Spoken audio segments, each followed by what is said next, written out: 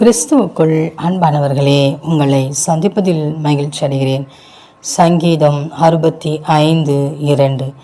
ஜபத்தை கேட்கிறவரே, மாம்சமான யாவரும் உம்மிடத்தில் வருவார்கள். பிரியமானவர்களே, நம் தேவனாகிய கர்த்தர் ஜபத்தை கேட்கிறவர். அவரிடத்திலே மாம்சமான யாவரும் கடந்து வருவார்கள். நம் தேவனாகிய கர்த்தரிடத்திலேயே கிடைக்காத நன்மைகளும் அதிசயங்களும் அற்புதங்களும் ஒன்று உண்டோ? அவரால் செய்ய முடியாத எந்த ஒரு காரியமும் இல்லை. என் தேவனால் எல்லாம் கூடும். விசுவாசித்து நாம் தேவனுடைய பாதத்திலே காத்திருக்கும் போது, அவரை துதிக்கும் போது, ஸ்தோத்தரிக்கும் போது, தேவனாகிய கர்த்தர் நமக்காக நாம் ஏறெடுக்கிற ஒவ்வொரு விண்ணப்பத்துக்காக அவர் செவி கொடுத்து அவர் நமக்கு பதில் கொடுக்கிற தேவனாக இருக்கிறார்.